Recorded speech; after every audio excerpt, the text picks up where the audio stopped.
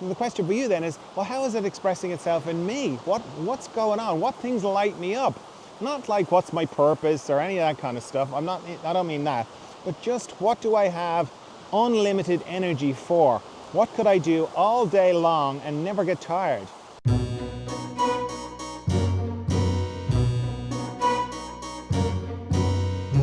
Hello friends, John Dalton here for the Emergence Podcast, where we go into love, consciousness and the mystery. And in this episode we're going into the power of the mystery, guru self-talk, living in wonder, and following the money.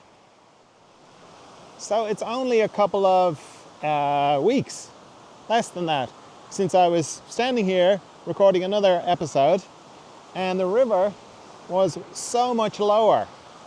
And now it's up very high. Like if you're just listening, if you can't see this on YouTube, the river has risen about, I don't know, maybe 2 meters, thereabouts. And it's going for it. And it just struck me that like, this is life, we sort of think we have it all sorted out. We think we know where we're going. We think we know where everything is. And then this happens. Life just comes at us like both barrels. And in a situation like this, when you see like just a natural thing like the river, and you kind of go, wow, this is so intense. But life is coming at us like this the whole time. In my experience anyway, it just keeps going. And particularly if you're interested in consciousness and the spiritual life, it can be a little bit shocking, because as I've said before, we can feel like we're strapped to the front of a locomotive and it's just like barreling forward. And we just are going through walls, going through everything, going, what the hell? What just happened? This just happened. Life just happened. This is like life. And the mystery, the mystery sounds all wafty and, vague, but it's powerful, and it's a very powerful wave to ride. So that's when the river was so up today. I was just like, wow, this is such a great example of the mystery and how it is. And really, all we can try and do is just, ride the wave like some sort of inept surfer, trying to get a sense of what is it trying to do, because it'd be like trying to stop this river. You can't stop the mystery doing what it's doing, and if you try to, well, you'd be like trying to get in and just stopping this river right now. You just get blasted. You just get completely swept away, because the river is just going to do what it's going to do, and the mystery is also going to do what it's going to do. So the smart thing, or the intelligent thing, or I don't know, the conscious thing is, for me anyway, is to try and be in tune with it, to try and look at it and go, what's it trying to do? How can I be in tune with it? How can I ride this? And in a way, because I love it, how can I help it? How can I do my little bit? And then it's not just externally like the big river of the mystery just blasting through your life. It's inside us as well. So it's like, well, what is the mystery trying to do? How is it trying to express itself in me? And how can I be more in tune with that? Because the more in tune with that I am, the happier I'm going to be. If I'm miserable and if I'm doing something I don't like in my work or in my life, in my relationship, whatever, I'm going to be miserable. And I'll have no vitality, because the mystery has got a lot of vitality. As you can see here, it's just blasting away. So if I'm doing something that is in alignment with what the mystery is trying to do as it is expressing itself in me, then I'm going to be happier. I'm going to be, even though I might be working like crazy hours like I do, but I could talk about this stuff all day long. So I'm very happy to do it. So it's like, well, that's the way the mystery is expressing itself in me. And the question for you then is, well, how is it expressing itself in me? What's going on? What things light me up? Not like what's my purpose or any of that kind of stuff. I don't mean that. But just what do I have unlimited energy for? What could I do all day long and never get tired? That'll give you a clue as to what the mystery is trying to do. The wild mystery as it's expressing itself in you.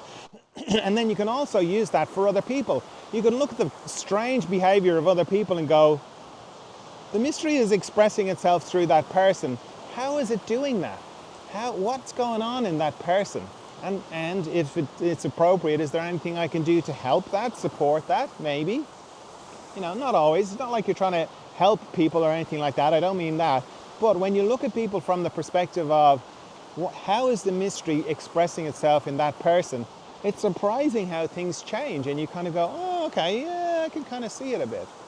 So, the wildness of the mystery, the wildness of life, you can resist it, you can try and resist it, or you can get with it. And it's a beautiful, glorious, powerful thing, and why not be with it? All right, that's enough of that.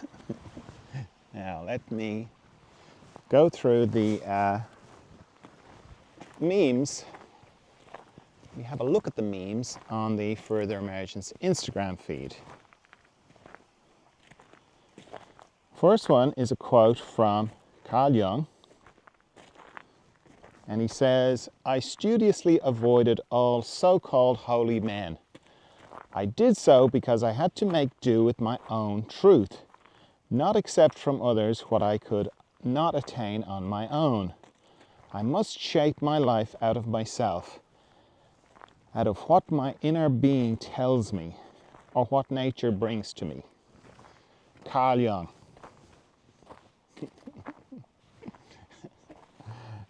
Who was great, who's quite an interesting character in lots of ways, for lots of reasons.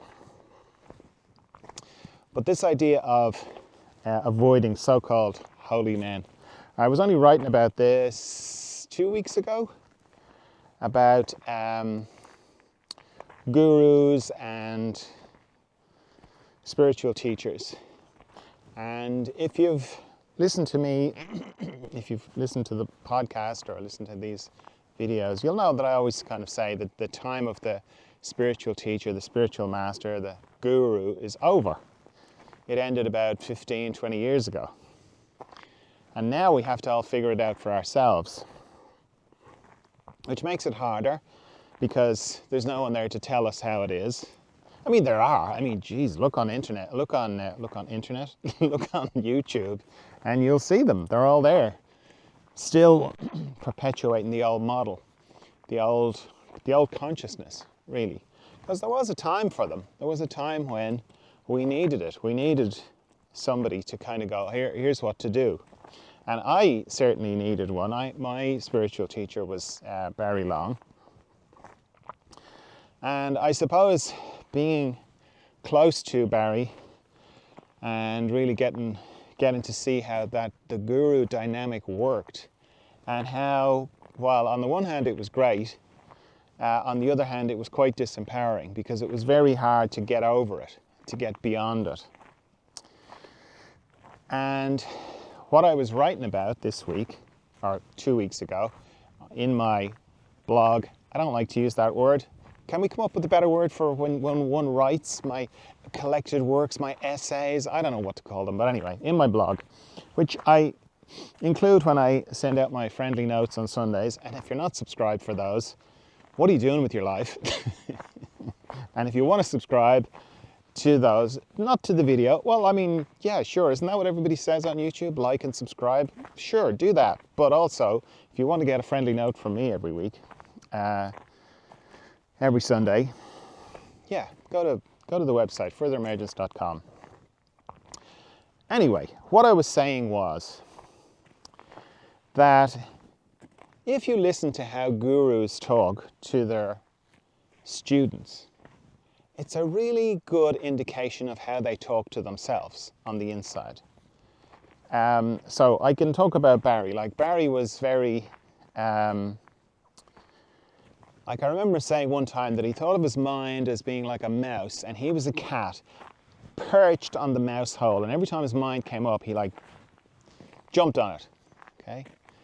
Which sounds kind of good in a way. When you hear it initially, you go, oh, okay, he's very on top of his mind. He's very, really on getting in there. But the amount of strain that would bring into your system when you're continually like ready to pounce, because in my experience, and that's something I had to get over, was seeing that all parts of me are equal on the inside. All parts need just as much love and attention, and all parts need to move forward together in consciousness.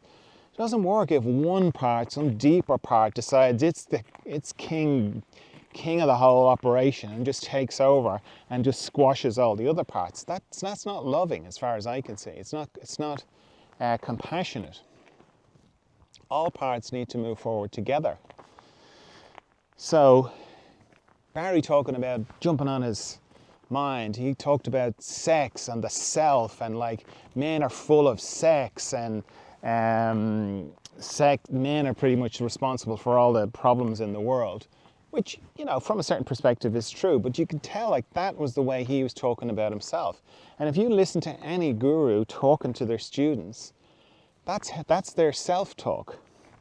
Like in the thing I was writing, which is called Guru Self-Talk, if you're looking for it, I talked about this story about Krishnamurti.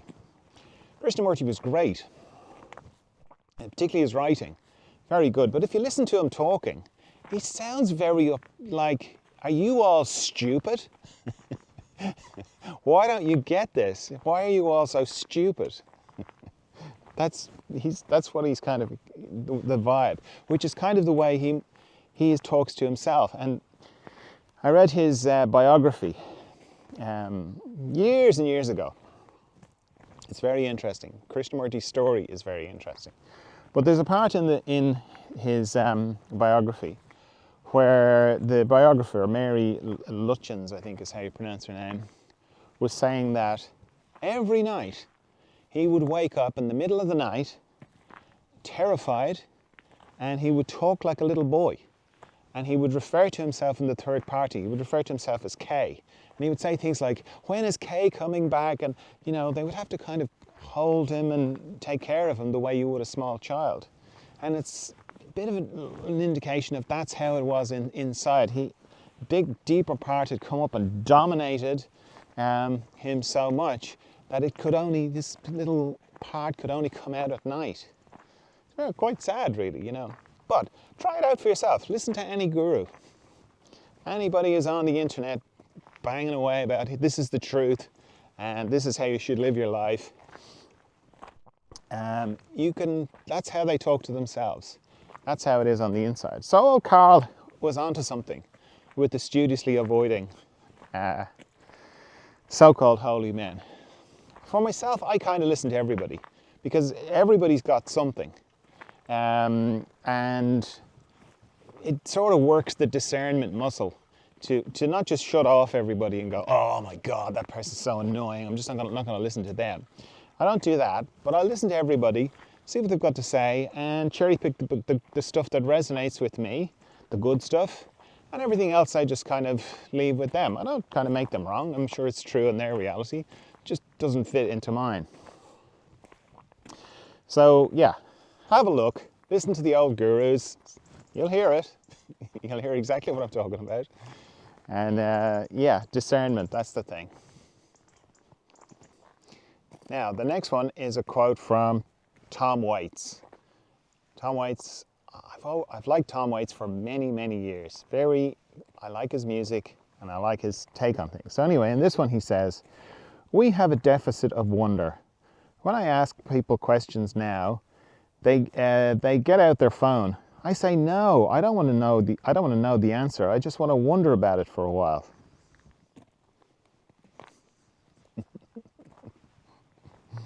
That sounds like an innocent kind of thing, doesn't it? But it's not. It's quite revolutionary. And you can tell, like if you're in a conversation and, somebody goes, oh, who was the king of Belgium back in 1800 and whatever?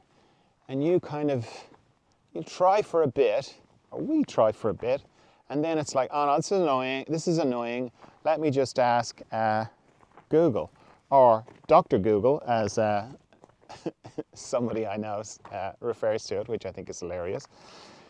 So yeah, let me just check Dr. Google and put myself out of a state of wonder.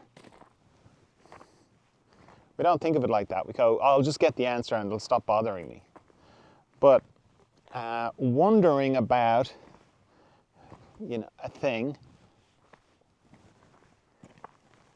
is being in a state of wonder. And that's a lovely place to be. It's like being idle. When was the last time you were idle? Idle, kind of shocking, isn't it, to think about being idle? I read a book about it I think it's called How to Be Free. Maybe, I'm not sure. I'll try and find it. Very good. And it talks about being idle. Consciously being idle. And when you think about that idea of being idle, particularly in our current, what's it called, hustle culture, it's very disturbing to be idle. But it's great when you can relax into it. It's like when you meditate, certainly the way I teach it, but I think a lot of meditation techniques do this. There's a certain amount of body awareness. You become more aware of your body. And even if you just close your eyes, if you just try it now, assuming you're not driving, but if you just close your eyes now for a second, you'll notice that there's a lot of tension there that you didn't notice when your eyes were open. And it's kind of the same with your eyes. Like when you close your eyes and you you start to let go of things, tensions on the inside. One of the last things to let go of is the tension in your eyes. But you can do it now. It's kind of the same thing, and it feels a little bit as crazy as being idle. And what I'm talking about is letting your eyes goof off. Let them just go out of focus. Let them just relax. So they're open, but they're just going out of focus. They're just having a little break from looking. We're always looking. We're always so, I know it's part of our nervous system, and we're kind of predisposed to be looking to the horizon for threats and all that, and that's okay. But chances are there's no threat on the horizon, so you can experiment with it. You can look at it. No pun intended. You can look at it on the inside, and this idea of just letting your eyes goof off, just letting them relax for a minute. When you let them relax for a minute, you realize how strained they are, how tight we are, how focused we are. We're always looking. So just this idea of letting your eyes goof off, it's pretty revolutionary. And that is the same as wonder. We do the same with our mind, Who's the king of Belgium? We just, no, can't get it. Right, Dr. Google. No, great, now I know. Do we go back to being restful? No. Do we go back into a state of wonder? No. We don't like being in a state of wonder. We don't like wondering about things. We want all our information, on the top of our head. I mean, if you are on Zoom, I'm on Zoom a lot with my one-to-one work, and Zoom's great and everything, but it's also not great. And it can misinterpret words, and it can cut words off, and it can make things, you have to kind of go, sorry, did you just say blah, blah, blah, blah, blah? And then the person goes, yeah. But when you relax into that, it's actually, there's a lot of, there's a lot of enjoyment in it. This may not work for, if you're having very serious work conversations, but it's very funny to repeat back to the person what you think they said, even though they probably didn't say it. So someone says something to you, and you go, "Did you just say you wanted to buy a fireman's helmet?" And then they laugh, and you go, and then they go, "No, I said I whatever they were said. I can't think of the funny thing that they would have said." Or you end up squashing two words together that don't go together. This came about because I was talking to somebody, and they were talking about dumplings and nuts. But it sounded like what they said was dump nut. So that's what I've called it. I've called when Zoom does this dump nutting, right? Because isn't that a funny combination? Dumpling and nuts. Dump nut. You know, so if I had kind of been just very focused on, what did you say? What could you repeat what you said? You know, if I just got into that, I would have missed dump nut. Dump nut wouldn't exist now. And that's kind of a variation on what Tom, that's right, we're on first name terms. That's what Tom is talking about being in a state of wonder and being okay with wondering. Daydreaming, lying on your back. I mean, there's a famous quote from, I don't know whether it's a quote, but it's the thing about Einstein. And he was saying that when he was asked how he figured out something to do with the speed of light, and I think he said he was lying on his back, just kind of daydreaming, and he started to think about what it would be like to slide down a rainbow. Einstein experts, please don't kill me. I know if I just butchered that, but you get the idea, you know, just like, I think he was a big fan of daydreaming.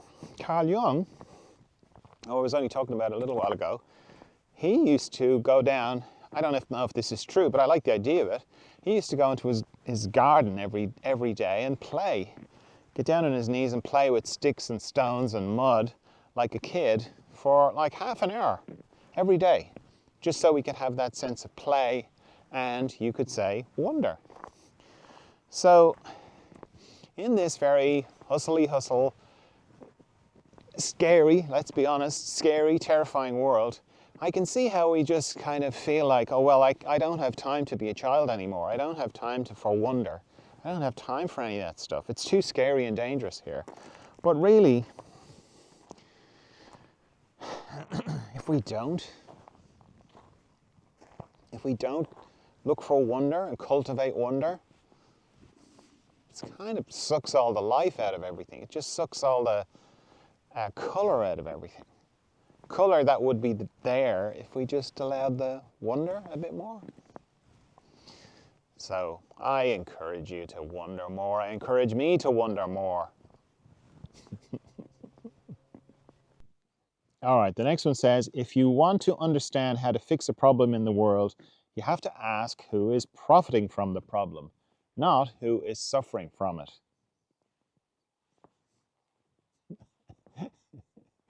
I'm laughing because I'm going, how am I going to talk about this now and not set off 15 algorithms?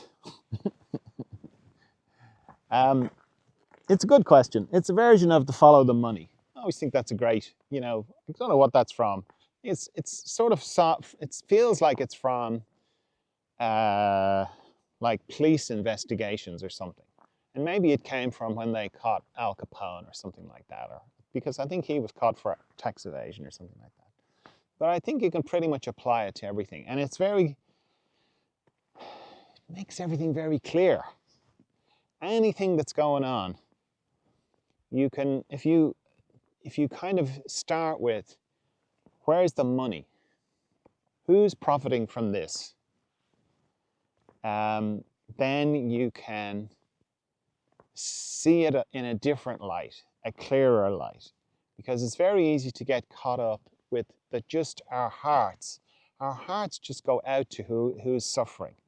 We just look at the people and we kind of go, why could this possibly be happening?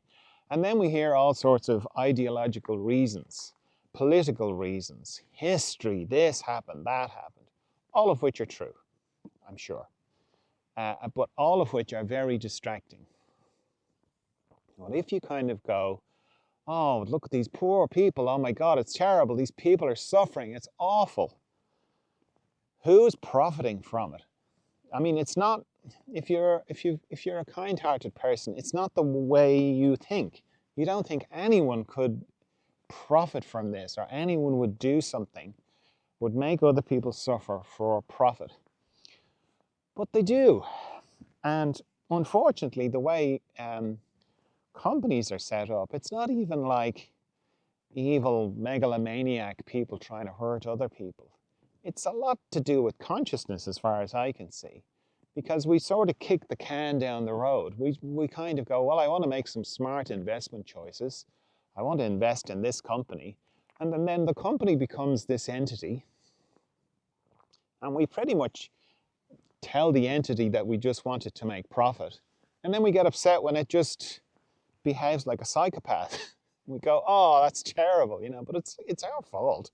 Like we told it to do it. We said, oh yeah, you're not a human being, you're just a thing for making profit, because I want my profit. I want my returns.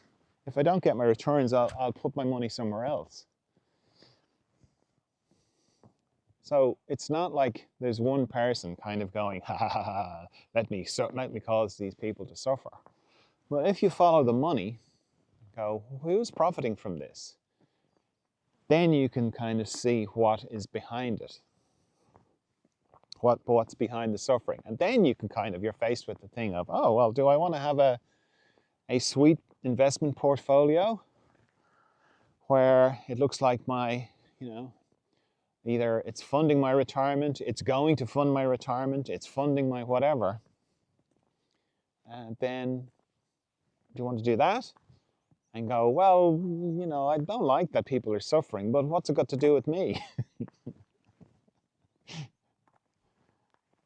And that's why we don't like to follow the money. It's much easier to kind of go, oh, those are the bad guys, because somebody told me they were the bad guys.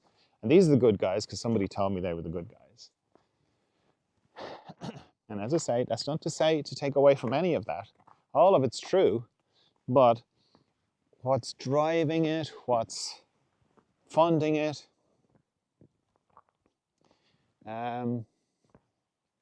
will be profit. Not that there's anything wrong with profit, but if it causes people suffering, then yeah, there is something wrong with it. Because not all profit is equal. There's nothing wrong with making money. It's fine. It has to be made in some way. But some profit is very harmful, and we kind of know that. So yeah, follow the money. Who's profiting? Feel for the people who are suffering. Help them in whatever way we are moved to, for sure. But then come back to, somebody's profiting from this. Some group of people are profiting from this now. And am I involved in that? Am I supporting that in some way or another? Maybe I won't anymore. So it's difficult, I know, complex, yes. But this thing of following the money, it does make things simple and clears up things. Like anything, you take anything. Drugs are a great example, like pharmaceutical drugs, and all the controversy that is around that. And if you just go, if the drug companies were all not-for-profit companies, if there was no profit in any of the drugs, you name any drug, and if there was no profit involved in that, what would that look like? Where would the focus be? Would it be on health and wellness, or would it be on selling more drugs? And all the different controversies and things that happen as a result of that. If they were all not-for-profit companies, and that's what I mean about some things. It's not good to have a profit motive in. Cars, phones, shoes, sure, great.